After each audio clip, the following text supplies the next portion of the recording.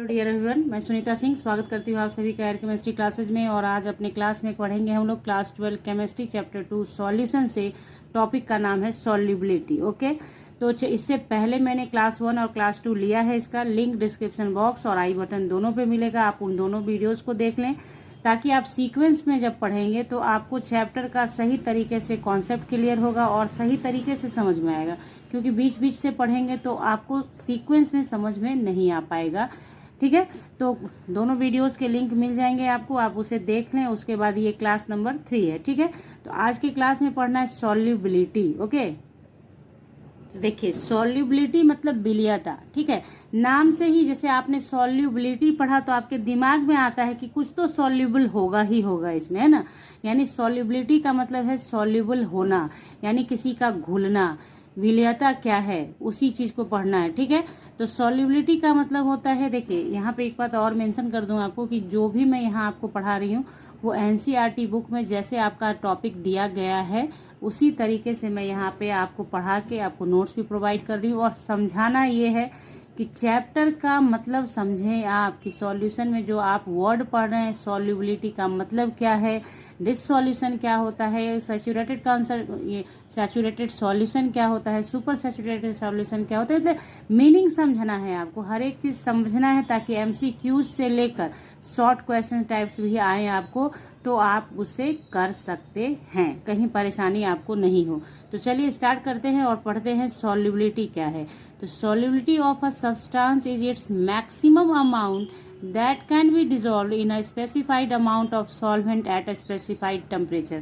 ध्यान दीजिए, इसमें हर एक कुछ ऐसे की वर्ड्स होंगे जो मैं आपको अक्सर हर जगह पे बताती चली जाऊंगी। पहले भी बताया है मैंने जो क्लासेस लिए हैं आपके, आज की क्लास में भी आपको बताऊंगी कि कौन सा ऐसा की वर्ड है जिसको ध्यान में रखना है, यानी उसको लिखना मैं एकदम निहायत ज़रूरी हो जाएगा। अगर आपको सॉल्युबिलिटी का डेफिनेशन लिखना है तो आपको ज़रूर से ज़रूर लिखना पड़ेगा कि solubility of substance is maximum amount of that can be dissolve in specified amount of solvent. यानी कि किसी खास दिए हुए अमाउंट ऑफ सॉल्वेंट में जितना maximum amount of solute dissolve होता है स्पेसिफाइड टेम्परेचर पे, यानी गिवन टेम्परेचर पे, यानी किसी दिए गए टेम्परेचर पर किसी दिए गए अमाउंट ऑफ सॉल्वेंट में मैक्सिमम अमाउंट ऑफ सब्सटेंस जो डिजॉल्व होता है, जो रहता है, उसी को उसकी सॉल्युबिलिटी कहते हैं।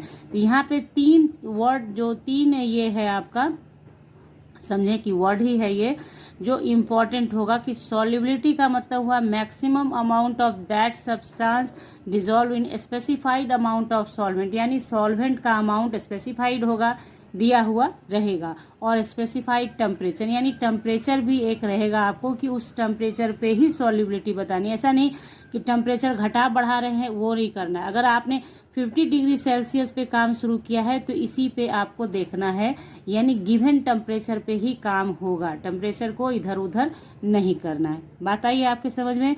तो बस ध्यान में रखना है ये तीन चीज़ों को, कि maximum amount of substance dissolve in specified amount of solvent eight specified temperature.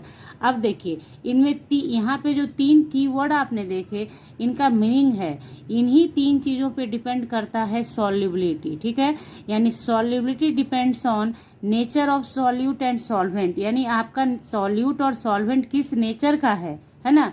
तो उस नेचर का यहाँ मीनिंग आप समझेंगे कि आपका सॉल्यूट और सॉल्वेंट किस नेचर का है, मतलब पोलर है या नॉन पोलर है, ये सारी बातें होती हैं यहाँ पे नेचर का मतलब। ठीक है, और दूसरा टेम्परेचर, तीसरा प्रेशर। ये बहुत इंपॉर्टेंट है, ध्यान रखिएगा कि आपको क्वेश्चन पूछ सकता है एमसीक्यूज में, solubility of a solution depends on nature of solute and solvent और temperature, pressure, all of the above. ठीक है, तो ऑल ऑफ द अबव में आप टिक मारेंगे। समझ गए कि ऑब्जेक्टिव क्वेश्चंस कैसे तैयार किए जाते हैं। इसलिए इस तरीके से ध्यान में रखिए कि सॉल्युबिलिटी इन तीन चीज़ों पे डिपेंड करता है। ठीक है, तो देखिए यहाँ पे जो एनसीईआरटी बुक के अंदर आपके कोर्स में है पढ़ने के लिए, वो क्या है, solubility of solid in a liquid पढ़ना है आपको, और फिर आपको solubility of gas in a liquid पढ़ना है। ठीक है, तो सबसे पहले हम लोग पढ़ेंगे solubility of solid in a liquid, यानी लिक्विड यहाँ पे क्या होगा, सॉल्वेंट होगा और सॉलिड जो है वो आपका सॉल्यूट होगा। यानी लिक्विड सॉल्वेंट है और सॉलिड जो है वो सॉल्यूट है, जो कि डिजॉल्व होगा किस में, लिक्विड में होगा। समझ गए आप? तो देखिए, a solute dissolve in a solvent if the intermolecular interaction are similar in them, that is like dissolve like।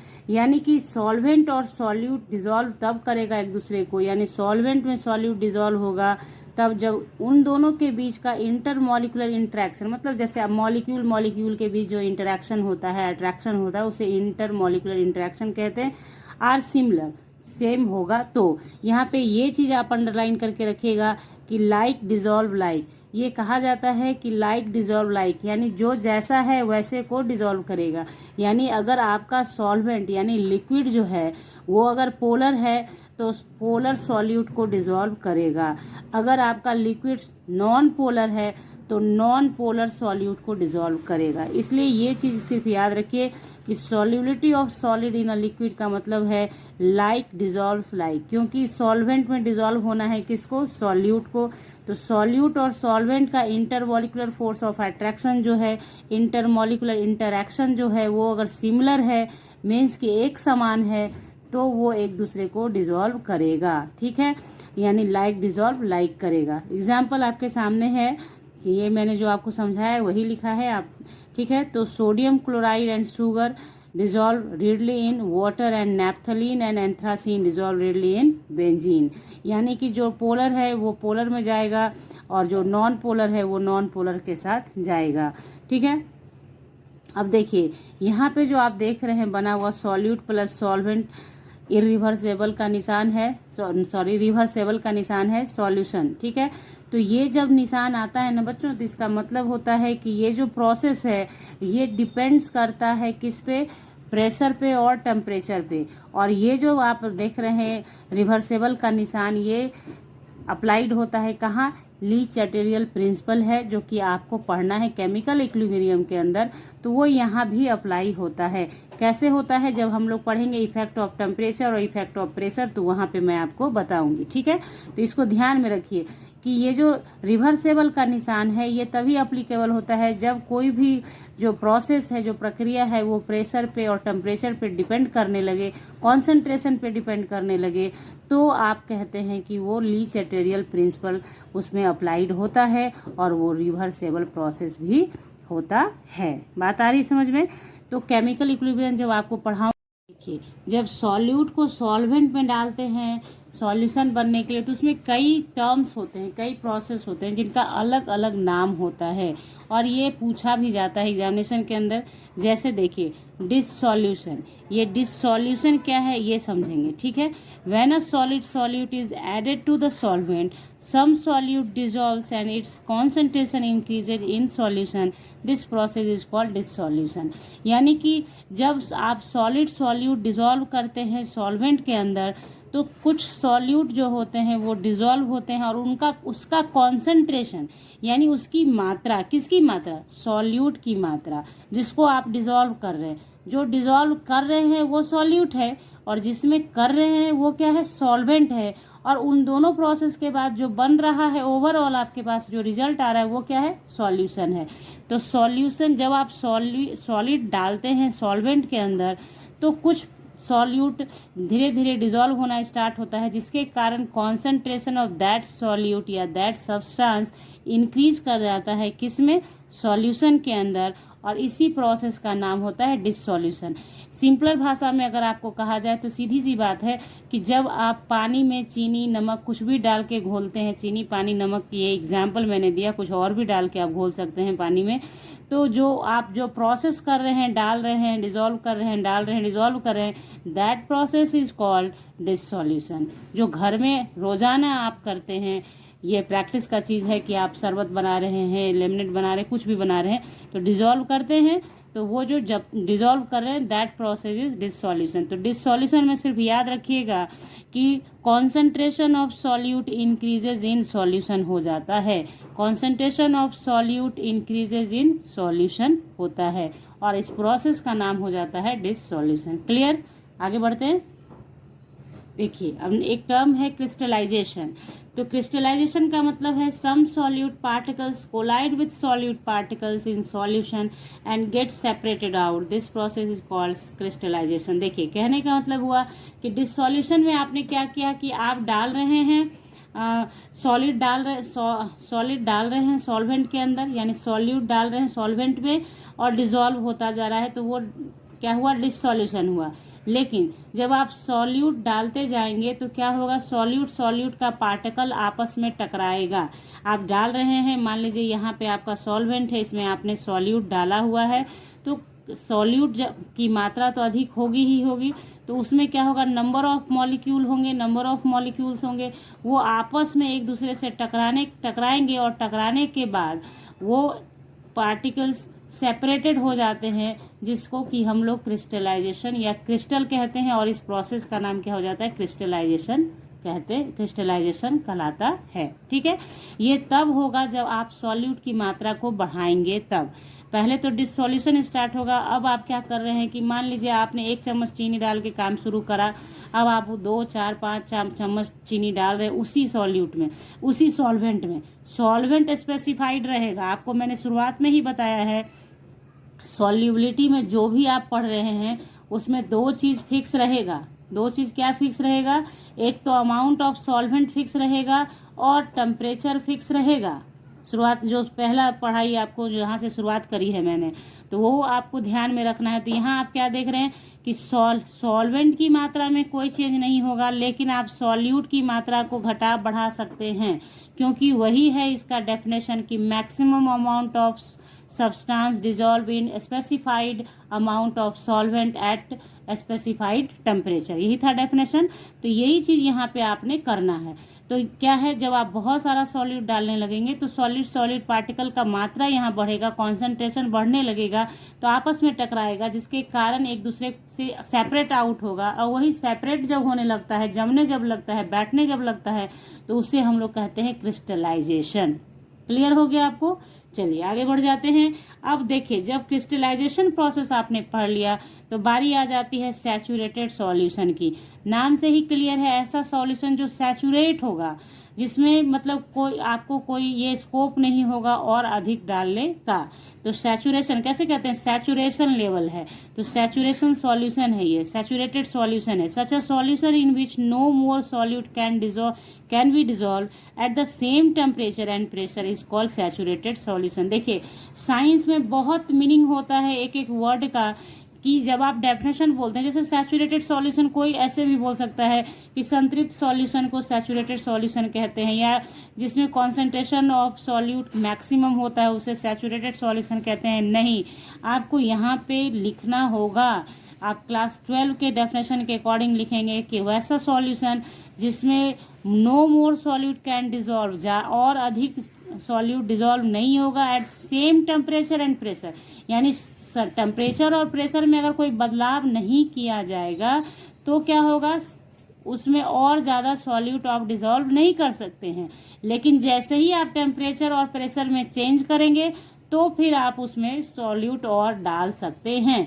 इसलिए ध्यान रखिएगा, जब कभी सैचुरेटेड सॉल्यूशन के बारे में आज के बाद आप बोलें तो आपको ये मेंशन करना है कि no more solute can be dissolve at given temperature and pressure at same temperature and pressure. ठीक है, बात आ गई समझ में, कि एक ही टेम्परेचर और प्रेशर अगर रखा गया है और उसमें सॉल्यूट डाला जा रहा है, तो एक कैपेसिटी के बाद उसमें और सॉल्यूट डिजॉल्व नहीं होता है, तो उस सॉल्यूशन का नाम हो जाता है saturated solution. Clear?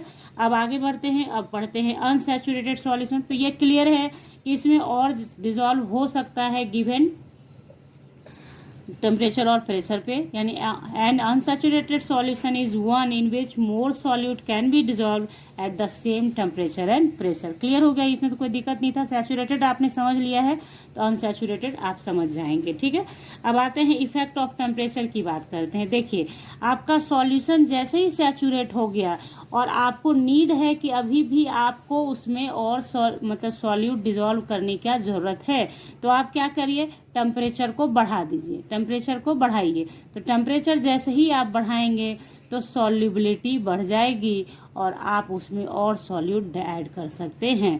In general if in a nearly saturated solution, यानी कि जनरली ये देखा जाता है कि जब आप सैचुरेटेड सॉल्यूशन के नज़दीक होते हैं the dissolution process is endothermic, कि डिसॉल्यूशन प्रोसेस जो होता है वो क्या हो जाता है, एंडोथर्मिक होता है। इस चीज़ को याद रखिएगा। जब सैचुरेटेड सॉल्यूशन का कंडीशन आप अचीव कर लेते हैं तो डिसॉल्यूशन प्रोसेस यानी डिसॉल्व करने का जो प्रोसेस होता है वो क्या होता है, एंडोथर्मिक। एंडोथर्मिक का मतलब हुआ कि उष्मा शोषी होता है, यानी उसको ये हीट चाहिए। एंडोथर्मिक का मतलब है कि हीट उसको चाहिए, तो आप जैसे ही उसको हीट देंगे तो वो डिसॉल्व करना स्टार्ट कर देगा। The solubility should increase with rise in temperature. If it is exothermic the solubility should decrease with rise in temperature. बस याद रखिए इतना ही सा कि इंडोथर्मिक प्रोसेस है तो उसमें क्या होगा कि जब टेम्परेचर आप ग्रो करेंगे, यानी टेम्परेचर जब आप बढ़ाएंगे, राइज करेंगे, तो क्या हो जाएगा, आपका सॉल्युबिलिटी बढ़ जाएगा। अगर प्रोसेस एक्सोथर्मिक है यानी कि उष्मा निकल रहा है, उसमें एक्सोथर्मिक है, उष्मा एग्जिट हो रहा है, तो फिर और उष्मा आप देंगे तो सॉल्युबिलिटी क्या हो जाएगी, घट जाएगी। यही है ली चटेरियल प्रिंसिपल। आपको समझाना है, आगे समझाऊंगी कि ली चटेरियल प्रिंसिपल कहता है कि आपका जिधर मिनिमाइज होता है आपका जो इक्विलिब्रियम उस तरफ शिफ्ट करेगा जिस तरफ बढ़ाया या घटाया गया टेम्परेचर प्रेशर मिनिमाइज हो जाए। यही है यहाँ पे कि मान लो कि प्रोसेस क्या हो रहा है, एक्सोथर्मिक है, ऑलरेडी एक्सोथर्मिक है, तो जैसे ही आप इसको और हीट देंगे तो सॉल्युबिलिटी क्या हो जाएगा, डिक्रीज कर जाएगा। तो ये हो गया इफेक्ट ऑफ टेम्परेचर।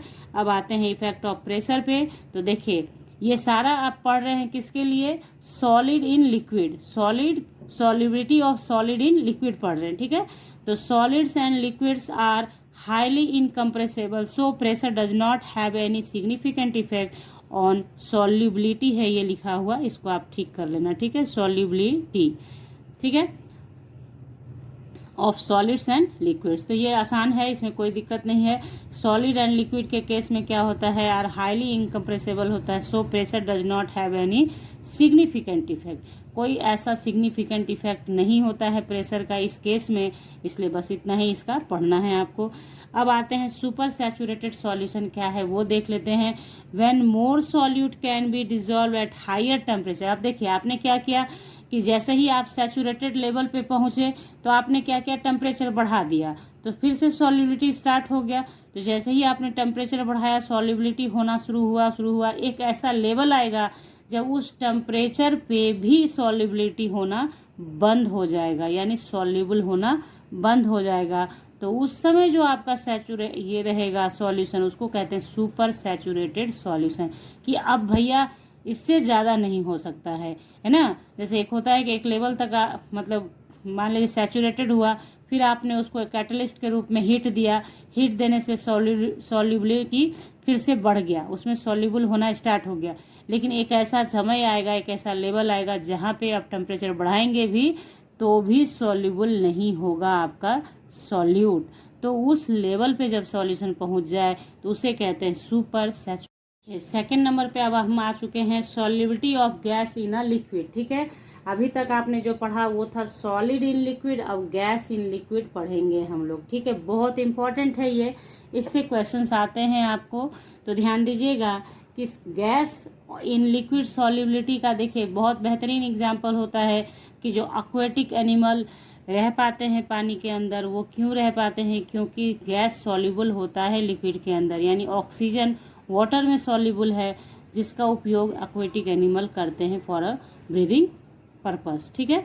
अब देखिए many gases dissolve in water, oxygen dissolves only to a small extent in water, it is this dissolves oxygen which sustains all aquatic life. समझ गए आप। अब आप इसको क्वेश्चन कैसे भी पूछेगा तो आप इसको लिख सकते हैं कि एक्वेटिक लाइफ कैसे होता है पॉसिबल, वो कारण क्या है, ऑक्सीजन डिजॉल्व होता है किसमें, वाटर में, फॉर स्मॉल एक्सटेंट ही होता है, लेकिन होता है जिसका इस्तेमाल एक्वेटिक एनिमल करते हैं, ठीक है। अब देखिए on the other hand HCl gas is highly soluble in water. देखिए यहाँ पे ये समझना था आपको कि गैस सॉल्युबल इन वाटर होते हैं, तो कुछ जो होते हैं वो लेस सॉल्युबल होते हैं, यानी कि स्मॉल एक्सटेंट तक ही सॉल्युबल होते हैं, लेकिन कुछ ऐसे गैसेस भी होते हैं जो हाईली सॉल्युबल इन लिक्विड होते हैं, है ना। जैसे यहाँ पे एग्जांपल दिया आपको कि आपका जो O2 है, ऑक्सीजन जो है वो स्मॉल एक्सटेंट तक सॉल्युबल है, जबकि HCl गैस जो है वो हाईली सॉल्युबल इन वाटर होता है। ठीक है, सॉल्युबिलिटी का मतलब है कि सॉल्युबल तो हो रहा है, कुछ जल्दी होगा, कुछ ज़्यादा होगा, कुछ कम होगा। ठीक है, तो सॉल्युबिलिटी भी जो है आपका गैस इन लिक्विड डिपेंड्स करता है इन 4 बात। Generally the gases which can be easily liquefied are more stable in common solvent. ये स्टेबल नहीं होगा, सॉल्युबल हो जाएगा आपका, मोर सॉल्युबल। ठीक है, तो देखिए generally the gases which can be easily liquefied, जो जल्दी लिक्विफाइड होता है, इजिली लिक्विफाइड होता है, वो more soluble in common solvent होते हैं। एग्जाम्पल के रूप में है CO2 is more soluble than hydrogen और ऑक्सीजन इन वाटर। ठीक है, the gases which are capable for forming ions in aqueous solution are much more soluble in water than other solvent। ये तो देखिए जो बातें आपको पीछे पढ़ाई गई वही कुछ है कि वैसे गैसेज जो आयंस का फॉर्मेशन कर सकते हैं इन aqueous सॉल्यूशन, वो क्या होते हैं, बहुत ज़्यादा सॉल्युबल होते हैं वाटर देन अदर सॉल्वेंट। किसी और सॉल्वेंट में उसे अगर आप डिज़ोल्व करेंगे, उससे ज़्यादा डिज़ोल्व किस में होंगे, वाटर में, क्योंकि वाटर का भी नेचर कैसा होता है, आयंस का फॉर्मेशन वाटर कर सकता है। इसलिए वो किस तरह के गैस को प्रीफर करेगा अपने अंदर। यहाँ एक गलत लिख दिया था मैंने तो उसे काट दिया है, इस पर ध्यान नहीं देना है आपको, ये देखिएगा। ठीक है, तो क्या है, हाँ तो देखिए यहाँ पे क्या है कि वाटर में कौन डिज़ोल्व होगा, जो आयन का फॉर्मेशन करता है गैस, वो जल्दी से डिज़ोल्व हो जाएगा किसी अदर सॉल्वेंट की अपेक्षा। ये जो बातें पीछे थी वही बातें हैं, सिर्फ यहाँ पे गैस को लेकर बातें की जा रही है, वहाँ पे सॉलिड को लेकर बातें की गई थी। ठीक है, जैसे एग्जांपल देखिए HCl and NH3 are highly soluble in water, highly soluble in water but not in organic solvents like benzene in which they do not ionize। बात समझ गए आप, आगे बढ़िए। तो देखिए इफेक्ट ऑफ टेम्परेचर अब देखेंगे। देखिए अभी से जो पहले आपने देखा उसमें नेचर ऑफ क्या था, गैस था और सॉल्वेंट था। अब है इफेक्ट ऑफ टेम्परेचर, देख लेते हैं क्या है। Solubility of most of gases in liquid decreases with rise in temperature. Solubility जो होता है ज़्यादातर गैसेस का क्या होता है, लिक्विड में डिक्रीज करता है विथ राइज इन टेम्परेचर। तो आप ये समझ सकते हैं कि जब आप टेम्परेचर बढ़ाएंगे, टेम्परेचर को बढ़ाएंगे, राइज करेंगे टेम्परेचर, तो सॉल्युबिलिटी ऑफ गैस डिक्रीज करेगा, क्योंकि आपका लिक्विड भी क्या हो रहा है, टेम्परेचर पाके गैसेस स्टेट में कन्वर्ट होने लगेगा। इसलिए क्या होगा, गैसेस भी आपके सॉल्युबल नहीं रह जाएंगे ज़्यादा टेम्परेचर पर। ठीक है, ये एकदम जनरल कॉन्सेप्ट है, इसमें कोई परेशानी आपको समझने में नहीं होनी चाहिए कि सॉल्युबिलिटी ऑफ गैस जो होगा इन लिक्विड डिक्रीज करेगा विथ राइज इन टेम्परेचर। आप टेम्परेचर बढ़ाएंगे लिक्विड का तो ऑब्वियस है लिक्विड भी वेपर स्टेट में जाएगा, जिसके कारण गैस का क्या हो जाएगा, सॉल्युबिलिटी डिक्रीज कर जाएगा। अब देखिए इन डिसॉल्यूशन, डिसॉल्यूशन वर्ड का मीनिंग आप समझ रहे हैं क्या है ना। In dissolution of a gas in liquid heat is evolve and thus this is an exothermic process. देखिए डिसॉल्यूशन का मतलब सिर्फ इतना है कि जो आप सॉल्यूट डिसॉल्व करते हैं लिक्विड में, उससे प्रोसेस को डिसॉल्यूशन कहते हैं। तो यहाँ पे गैस की बात हो रही है कि dissolution of a gas in liquid क्या है, हीट इज इवॉल्व। इस केस में क्या होता है, हीट इवॉल्व होता है, यानी निकलता है, यानी ये जो प्रोसेस हुआ क्या हुआ, एक्सोथर्मिक प्रोसेस हुआ। आपने सॉलिड वाले में जो पढ़ा था डिसॉल्यूशन, वो क्या था, इंडोथर्मिक प्रोसेस था, यानी वहाँ पे ऊष्मा चाहिए था, यहाँ पे ऊष्मा निकल रहा है। ठीक है, the dissolution process involves dynamic equilibrium and thus follows Lee-Chatterjee principle. As dissolution is exothermic, the solubility of gas should decrease with rise in temperature. चूंकि डिसॉल्यूशन यहाँ एक्सोथर्मिक हो रहा है, इसलिए सॉल्युबिलिटी ऑफ गैस जो होगा वो डिक्रीज कर जाएगा with rise in temperature according to Le Chatelier principle, क्योंकि मिनिमाइज करना है। क्योंकि जो आपका जो डिसॉल्यूशन प्रोसेस है वो एक्सोथर्मिक है, तो इस और आपने क्या किया कि आपने और टेम्परेचर डाल दिया, तो उस बढ़े हुए टेम्परेचर को मिनिमाइज करने के लिए उल्टे डायरेक्शन में जाएगा आपका इक्विलिब्रियम। तो जिसके कारण सॉल्युबिलिटी आपका घट जाएगा। अब देखिए, तो ये चीज़ आपने समझ लिया। बस अगर आपको कुछ भी नहीं समझ में आ रहा है, मान लीजिए आपको लेंदी लग रहा है समझने में, तो आप फिर इतना ही सिर्फ समझिए कि जब प्रोसेस एक्सोथर्मिक है, यानी जहाँ ऊष्मा पहले ही से अवेलेबल है, वहाँ आप जैसे ही बढ़ाएंगे और चूँकि वहाँ प्रोसेस में ही एक्सोथर्मिक है, प्रोसेस में ही आपका हीट इवॉल्व हो रहा है, निकल रहा है, तो और टेम्परेचर आप देंगे तो आपका प्रोसेस धीमा पड़ जाएगा। ठीक है, यानी सॉल्युबिलिटी आपकी क्या हो जाएगी, डिक्रीज कर जाएगी। ठीक है, बात आ गई समझ में। अब देखिए, ये जो फिगर आप देख रहे हैं ना, ये इफेक्ट ऑफ प्रेशर का फिगर है। ठीक है, तो इसको फिगर से आप याद करेंगे, फटाक से आपको याद हो जाएगा। तो इफेक्ट ऑफ प्रेशर देखिए, बस इतना ही जानिएगा कि जब इफेक्ट ऑफ प्रेशर पड़ रहे हैं तो टेम्परेचर आपका कांस्टेंट हो जाता है। टेम्परेचर क्या हो जाता है, कांस्टेंट। कांस्टेंट का मतलब यहाँ पे है कि सेम टेम्परेचर रहेगा। तो सेम टेम्परेचर पे जब आप प्रेशर बढ़ाएंगे तो solubility of gas in liquid बढ़ेगा, यानी इंक्रीज करेगा। यानी जैसे यहाँ फिगर से आप देख सकते हैं कि इस तरह से लिया गया, इस पे प्रेशर W1 है, तो क्या हो रहा है कि जो गैस सॉल्यूट है वो दूर दूर दूर दूर है, लेकिन जैसे ही इसके ऊपर आपने प्रेशर को बढ़ा दिया तो गैसेस मॉलिक्यूल जो हुए, गैस के जो मॉलिक्यूल हैं सॉल्यूट के, वो इस लिक्विड में डिज़ोल्व होने लगेंगे, यानी सॉल्युबल ज़्यादा हो जाएंगे। लेकिन जैसे ही आप ये प्रेशर हटाएंगे तो ये गैस फिर से बाहर आने लगता है। इसका बेहतरीन एग्जाम्पल आप पर डे जो कोल्ड ड्रिंक पीते हैं उसमें दिखा जाता है कि उस पर प्रेशर डाल के CO2 को उसमें सॉल्युबल किया हुआ रहता है, लेकिन जैसे ही आप उस ढक्कन को उतारते हैं, खोलते हैं, ढक्कन को पूरा प्रेशर वो मेंटेन किया हुआ रहता है, तब इसलिए CO2 गैस डिजॉल्व रहता है उसके अंदर। लेकिन जैसे ही ढक्कन खुलता है, प्रेशर रिलीज होता है, बस CO2 फिर आपका बाहर आने लगता है। ठीक है, तो देखिए, इफेक्ट ऑफ प्रेशर पढ़ें या हेनरीज लॉ, दोनों एक ही चीज़ है। इफेक्ट ऑफ प्रेशर को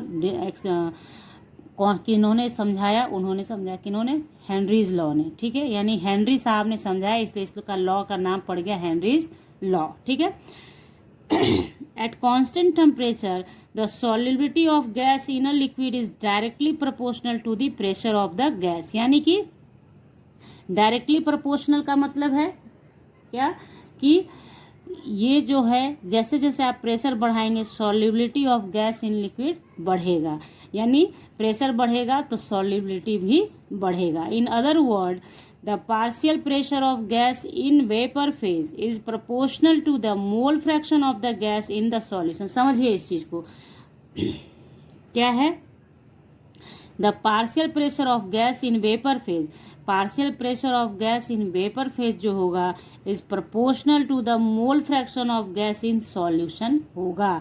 यानी कि देखिए, दो बातें हैं यहाँ पे कि सॉल्यूशन के अंदर आपका सॉल्यूट है और एक वेपर फेज में होगा आपका सॉल्यूट। ठीक है, टेम्परेचर आपने यहाँ पे क्या रखा है, कांस्टेंट रखा है, क्योंकि इफेक्ट ऑफ प्रेशर आप पढ़ रहे हैं। तो वेपर फेज में जो आपका partial pressure of gas in vapour phase जो होगा वो डायरेक्टली प्रोपोर्शनल होगा किसके, मोल fraction of gas in the solution. Solution के अंदर जो गैस है उसके मोल फ्रैक्शन के प्रोपोर्शनल होगा। ठीक है, यानी partial pressure proportional to mole fraction of gas, इसको इक्वल्स टू कर दीजिए KH इंटू एक्स हो गया, जहाँ KH जो है हेनरीज लॉ कांस्टेंट है।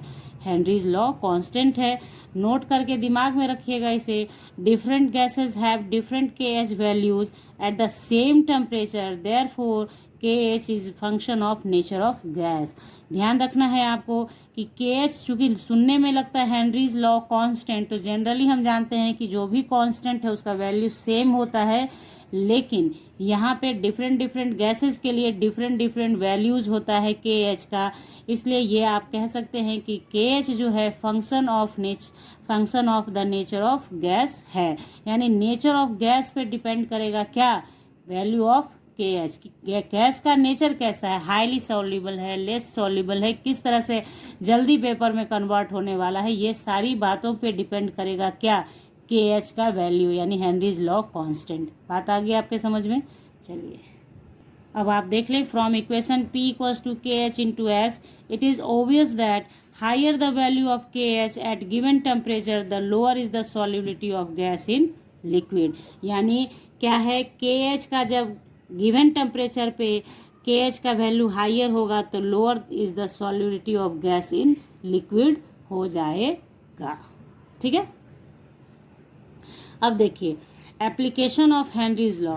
हेनरीज लॉ का एप्लीकेशन अक्सर पूछा जाता है, इसलिए ध्यान रखिएगा। इसका 2-3 एप्लीकेशन है जिससे क्वेश्चन बन जाते हैं आपको, तो ध्यान में क्या रखना है। Number first, in manufacture of soft drinks and soda water CO2 is passed at high pressure to increase its solubility. बात आ गई समझ में, ये मैंने आपको पीछे समझाया हुआ है। आगे देखिए, आगे क्या है हमारा। To minimise the painful effect accompanying the decompression of deep sea divers, O2 diluted with less soluble helium gas is used as breathing gas। यानी देखिए ये चीज़ जो है कि मतलब जो आप देखते हैं डाइवर्स लोग जो ये सी में उतरते हैं अंदर, तो सिलेंडर एक पीठ के ऊपर उनके सिलेंडर लगा होता है, तो उसमें क्या रहता है, O2 diluted with less soluble helium gas के साथ रहता है, ताकि वो उसको क्या कर सके, ब्रीथ कर सके और उनको कोई परेशानी नहीं हो। उनको मतलब जब वो सतह पे आएंगे तो उनको अचानक से कोई परेशानी नहीं हो। ठीक है, फिर नेक्स्ट है आपका at high altitude the partial pressure of O2 is less than at the ground level. बात क्या समझ में आई आपको कि एट हाई एल्टीट्यूड जब आप ऊंचाई पे जाते हैं तो partial pressure of O2 is less than at ground level. Ground level से लेस होता है क्या, O2 का पार्शियल प्रेशर ऑक्सीजन का। This leads to the low concentration of O2 in the blood of climbers which causes anoxia. ये नाम है, ठीक है, मतलब ये जब ये जो प्रॉब्लम क्रिएट होता है आपको जब आप पहाड़ पे चढ़ाई कर रहे होते हैं, तो उस समय जब O2 क्या है वहाँ पे उसका पार्शियल प्रेशर कम है, ग्राउंड लेवल से वहाँ पे कम है, जिसके कारण क्या होता है जब चढ़ाई कर रहे होते हैं तो ऑक्सीजन लेना मुश्किल हो जाता है चढ़ाई करने वालों को। तो उसके कारण जो उनको प्रॉब्लम क्रिएट होता है, उस प्रॉब्लम का नाम है, जैसे कैसे होता है आपको मतलब किसी भी बीमारी का नाम होता है ना कि जैसे बॉडी से पानी निकल गया तो उसे डिहाइड्रेशन कहते हैं। तो उसी तरह से जब क्लाइमर्स को प्रॉब्लम होती है, ब्लड में O2 का कॉन्सेंट्रेशन घटने लगता है, लो हो जाता है, क्योंकि आप ऑक्सीजन ले ही नहीं पाएंगे, तो जिसके कारण आपके ऑक्सीजन में ब्लड में O2 की कमी होने लगेगी, कॉन्सेंट्रेशन उसकी मात्रा घटने लगेगी और आप बहुत वीक महसूस करेंगे, कमज़ोर महसूस करेंगे अपने आप को। तो उस परेशानी को क्या कहते हैं, अनोक्सिया कहते हैं। तो ये 3 एप्लीकेशन यहाँ पे आपको NCERT बुक के अंदर है, आप अपनी बुक में भी देख सकते हैं इस चीज़ों को। तो यहाँ पे मैंने आपको कंप्लीट किया एक टॉपिक जो कि NCERT के अंदर था, सॉल्युबिलिटी। इसके आगे का टॉपिक हम लोग आगे की क्लास में पढ़ेंगे। तो क्लास नंबर 3 कंप्लीट हुआ। इसमें अगर आप लोगों को कोई तकलीफ हो समझने में, आपने अगर पूरी वीडियो वॉच की, आपको कहीं पे ऐसा लगा कि मैम यहाँ पे ये कॉन्सेप्ट क्लियर नहीं हो पाया, तो फटाक से कमेंट में डालेंगे, ताकि जैसे ही फिर इसके आगे मैं आपको बता रही हूँ कि NCERT के हर एक टॉपिक को मैं कवर करते चली जाऊँगी। जैसे जैसे टॉपिक आपके बुक में है वैसे वैसे यहाँ पे आपको दिखेगा। तो आप बता के रखोगे कमेंट सेक्शन में, तो उस परेशानी को, क्योंकि देखिए इंटर रिलेटेड होता है, आगे जो इसके आगे आप पढ़ेंगे इसके साथ ही जुड़ा रहेगा कुछ कुछ, तो समझा दूंगी वहाँ पे भी कि हाँ चलिए भैया ये चीज़ मैंने उस क्लास में समझाया, आपको नहीं समझ में आया तो चलिए यहाँ पे ऐसे ऐसे होता है। तो उसके लिए ज़रूरी होगा कि आप कमेंट करें। कमेंट करेंगे अपनी, देखिए वीडियोस देखें, आपको कहीं परेशानी होती है तो उसको छोड़ के ना जाएं, वो परेशानी बता के जाएं कि मैम यहाँ पे ये प्रॉब्लम है, ये नहीं समझ में आ रहा है, ताकि उस परेशानी को कैसे दूर करना है ये समझ में आ जाए, है ना। तो चलिए इस आशा के साथ कि ये वीडियो आपके लिए बहुत हेल्पफुल हो और आपका कॉन्सेप्ट पूरी तरह से क्रिस्टल क्लियर हो जाए। तो अगर वीडियो अच्छी लगी हो तो लाइक कीजिएगा, अपने ग्रुप में शेयर कर लीजिएगा, चैनल को सब्सक्राइब करके रखिएगा विथ बेल आइकन, ताकि ऐसे ही वीडियोस की नोटिफिकेशन फटाक से आपको मिले और आप उसे देख सकें।